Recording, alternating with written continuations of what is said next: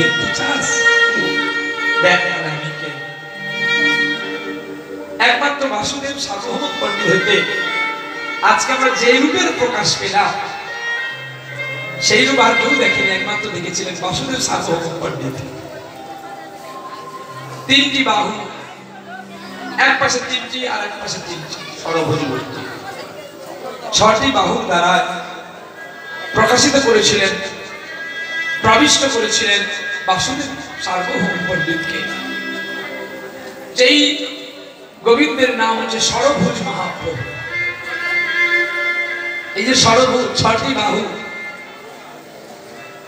কি কি বাহু? না ত্রেতায় রাম, তারপরে কৃষ্ণ, আর কলিতে গৌর। বাসুদেব ঘোষ মতো মহান মানুষ যারা কেঁদে সার্বভৌমকে বলল, তুই যা দেখেছিস, আমি যতক্ষণ নদিয়া ছেড়ে যাই তুই এই রূপের প্রকাশ কাউকে বলতে পারবি না। ভুলিয়ে রাখলেন গৌরী বাসুদেব সার্বভৌমকে। জলে ধুইয়ে দিয়েছিল গৌরীর যুগল চরণ। কৃষ্ণকে পাওয়ার একটাই উপায়, যেটা হচ্ছে সঙ্গীতের চোখের জল। দুটি প্রয়োজন, একটা হবে না। যদি শুধু নৌকো থাকে হবে বাবা, নৌকো তো বাইতে হবে। তাহলে নৌকো বাবার একদম দরকার ছিল মাঝি, আর নৌকো হচ্ছে কৃষ্ণ। তাই আমাদের দুটি দরকার, একটা হচ্ছে ভালোবাসা আর একটা চোখের জল। কৃষ্ণকে ভালোবাসা যাবে না বিশ্বের কোনো কিছু দিয়ে, সবকিছুটাই তার। তাহলে পেতে গেলে কি দিতে হবে? সুর আর নয়ন জল। এমন সুরে ডাকবি তারে, সেজন্য আর রইতে না পারে। ছুটে আসবে গো আমার ঘনশ্যাম।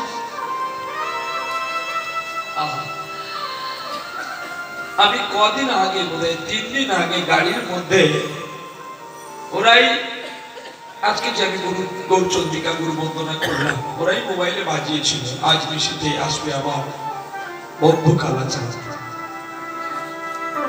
তো আমি সবসময়ের জন্য এগ্রি হয়ে থাকি। আমি অপরাধ করেছি আপনাদের চরণে, আপনারা অনেক টাইমে এসে গেছেন, আমি একটু বিলম্ব করে ফেলেছি, এর জন্য আমি আপনাদের কাছে মাপ চাইছি। বলতে প্রতিদিন তো দুপালি করে গান হয়, তবু আমার ভগবান আমাকে কোনোদিন কষ্ট দেয়নি। আমি বাবু সোনার বাড়িতে প্রসাদ পেতে গিয়ে একটু বিলম্ব হয়ে গেছে, তো একটু আড়াল দিতে গিয়ে ঘুমটা ধরে গেছে। তাহলে কিন্তু আমি আপনাদের চরণে 2টোর সময় পৌঁছে যেতাম, একটু লেট করে ফেলেছি, ক্ষমা করবেন। তো চিন্তা নেই, আমি পুষিয়ে দিয়ে যাব যদি গোবিন্দ কৃপা করে। যেমন বিলম্ব করি তেমন পরিশোধ দিয়ে যাই। কারণ আমি জানি, আমি যদি আপনাদেরকে একটু বেশি না দিয়ে যাই, ঈশ্বর আমার জন্য একটা ব্যাঙ্গালোরে একটা রুম খুলে রাখবে, যার নাম ক্যান্সার হোটেল। ঈশ্বর বলে, আমাকে যদি ডাকবি ঘড়ি ধরে ডাকবি না, ঘড়িটা তোর, সময় তো আমার। যতটুকু ডাকবি নিষ্কলঙ্ক ভাবে আমাকে ডাকবি। তোর শরীরে হয়তো একটু একটু ব্যথা দেব, কিন্তু তোকে কোনো রোগ ব্যাধি দেব না। তোকে চলতে চলতে আমি নিয়ে চলে যাবো রে, এই জড়জগতের যন্ত্রণা তোকে আমি দেব। কথাটা কে বলেছিলেন? কথাটা বলেছিলেন স্বয়ং মীরাবাই। মীরাবাই বলেছিল, যারা আমার ভগবানকে ডাকতে ডাকতে কাঁদে, ভগবানের কথা ভাবতে ভাবতে নয়ন ঝরে পড়ে, ভগবান তাদের ছোটখাটো একটা অসুখ বিসুখ দেয়। কারণ না, একটু একটু ঝড়ঝাপটা না হলে তো ঘরের মধ্যে মশা ভর্তি থাকবে। কিন্তু তাদের চলতে চলতে আমি কেড়ে নিই, কেন জানো? তাদের যে চতুর্দিক থেকে বৃদ্ধকালে অনেক যন্ত্রণা পেতে হবে বলতো। যারা প্রতিটা সময়ে প্রতিটা মুহূর্ত আমাকে সাজানোর কথা ভাবে, আমাকে খাওয়ানোর কথা ভাবে, আমি তাদের যদি রোগ যন্ত্রণা দিই তাহলে তারা কি আমাকে ডাকবে? দাঁড়িয়ে গেলেন নারদ, তাহলে তুমি বলো অজামিলকে কেন যন্ত্রণা দিয়েছি? শোনো, অজামিল পূর্বজন্মে তার কৃত প্রাপ ছিল, তাই প্রায়শ্চিত্ত করেছে। ভেবে নিও না যে এই জন্মে তোমার কৃত প্রাপের ফলে তুমি এই সাজাটা পাচ্ছ। চলো তাহলে এই সেই জগন্নাথ ভাগবত বা জগন্নাথ সারাবলীর কথা আমরা শুনতে পেলাম যে ব্রহ্মা তুমি একা নয়, অনেক ব্রহ্মা আছে। তাই কলি ঘোর, এই কলি ঘোর অন্ধকার হবে, বৃষ্টি হবে না, বৃষ্টি রূপে আসবে। বৃষ্টিটা শুরু হবে কিন্তু সেই জায়গাতে, বাংলায় নয়, উড়িষ্যায় নয়, আসামে নয়, মণিপুরে নয়, নাগাল্যান্ডে নয়, ইম্ফলে নয়, সাউথ আফ্রিকায় নয়, রাশিয়ায় নয়, চীনে নয়, সৃষ্টি হবে উড়িষ্যাতে। সম্বলপুর জেলা, গ্রামের নাম মনোহরপুর, থানা পোস্ট রাসার, আর বাবার নাম হবে মনোহর গোস্বামী। বিষ্ণু যশা ব্রাহ্মণ মনোহর গোস্বামীর মতো একজন মানুষ থাকবে যার নাম বিষ্ণু যশা। সাত্বিক ব্রাহ্মণ, দিনে একবার খাবে, ও এবং ওর স্ত্রী দুজনে একবার করে আহার করবে, আর তারই গর্ভে আসবে আমার কল্কি অবতার। আর সেই কল্কি অবতার এসে প্রবল ঝড় বৃষ্টির মাধ্যমে পৃথিবীকে মহাপ্রলয় করে, জলমগ্ন পৃথিবী করে তিনি চলে যাবেন ভারতের বহিরাকাশে নারায়ণ। এই শুনতে পেলেন আপনারা? গৌরচন্দ্রিকা করি হরতি বীর গোরাশলে জগজন, গোরা আমার দয়ালের ঠাকুর। দয়াল কাকে বলা হয় না? যিনি দান ধ্যান করে তাকে দয়াল বলা হয় না, দয়াল তাকেই বলা হয়। দয়াল কে না? যে জাতির বিচার করে না, উঁচু নিচু মানে না, সকলকে নিয়ে যিনি করেন কীর্তন, তিনি হলো দয়াল। গোরা বড় দয়ালের ঠাকুর। অসাধনী চিন্তামণি বিধি বিলাইল জানে, গোরায়া দয়ালে ঠাকুর। এইবারে বলছে বেদ বিদ্যা সরদর্শন, সে যদি গৌরাঙ্গ নাহি ভজে, ওরে সে যদি গৌরাঙ্গ নাহি ভজে, বেদ বিদ্যা সরদর্শন, সে যদি গৌরাঙ্গ নাহি ভজে, সে যদি গৌরাঙ্গ নাহি ভজে। আচ্ছা, একটু আমি বলবো, একটু হাতে তালি হবে একজন ব্যক্তির জন্য। আমি বড় মুগ্ধ, প্রতিটা জায়গায় বলতে একটু রিভাব বাড়াও, একটু সার্ভে করো। দেখ, একেই বলে ডক্টর বিধানচন্দ্র রায়, রুগী না দেখে প্র্যাকটিশন করে দিয়েছে। হ্যাঁ, ওনার জন্য একটু হাতে তালি হবে। সে যদি গৌরাঙ্গ নাহি ভজে, সে যদি গৌরাঙ্গ নাহি ভজে, বিধায় তার এ জন্ম,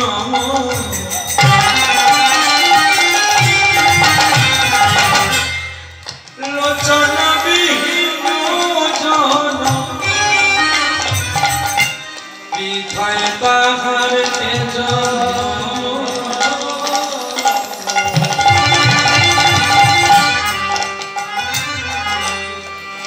লোচনা বিহীন জন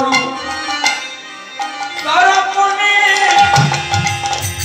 তারপনে তারপনে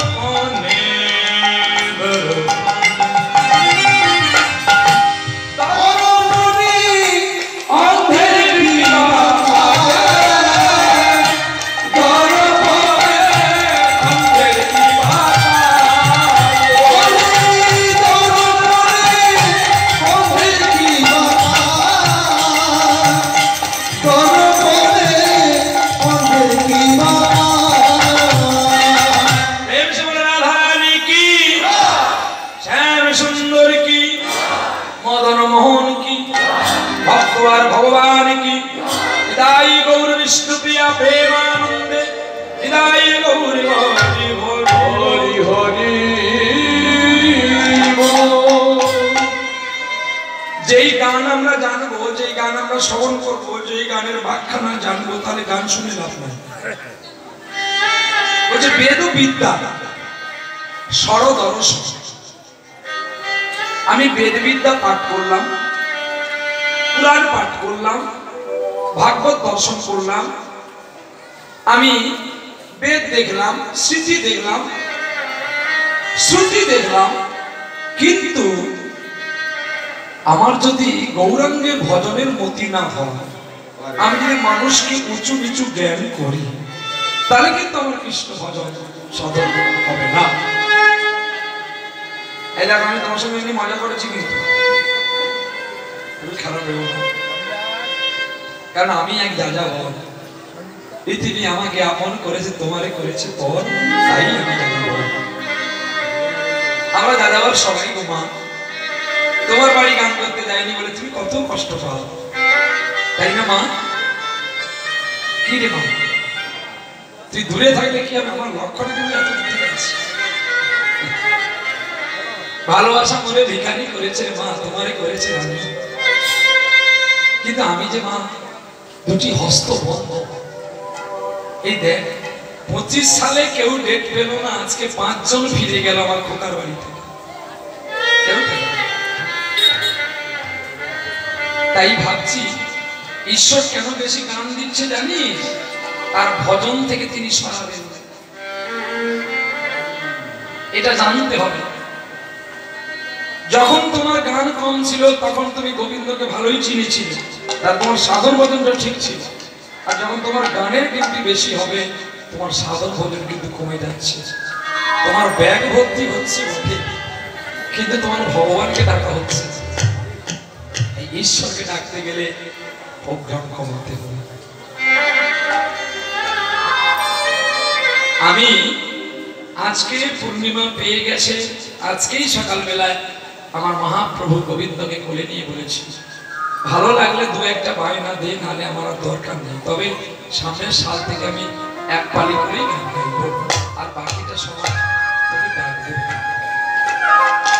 আর অর্থ দিস না, আর অর্থ আমার প্রয়োজন নেই, কারণ তোমার কাছে যখন টাকা থাকবে তোমাকে সবাই ভালোবাসবে।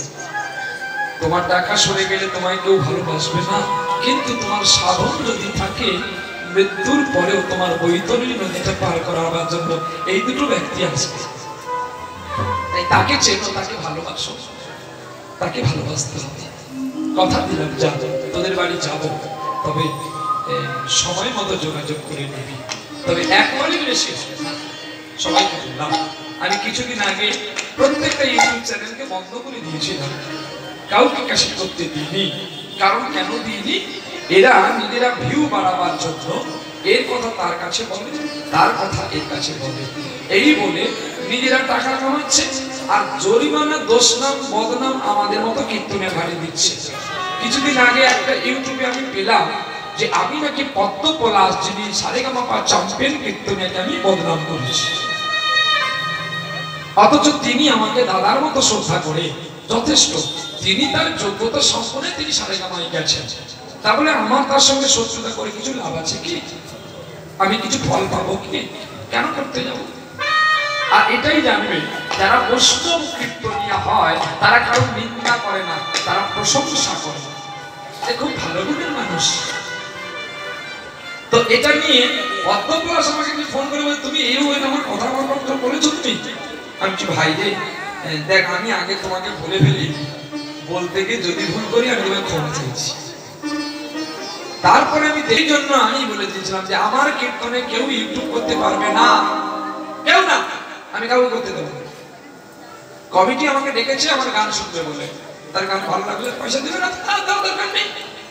এই তো মারামারি নামে কিছু নেই বাবু, আমি খাটতে এসেছিলাম, খাটতে পারিনি, আমি পয়সা পাই না, কি বাবু এই তো মারামারি কোনো দরকার নেই। তাহলে আমার ক্যাসেট তোমায় করতে দেবো না, তুমি যদি ক্যাসেট করবে কমিটির করো, তারা বসে আছে তাদের ক্যাসেট করবে।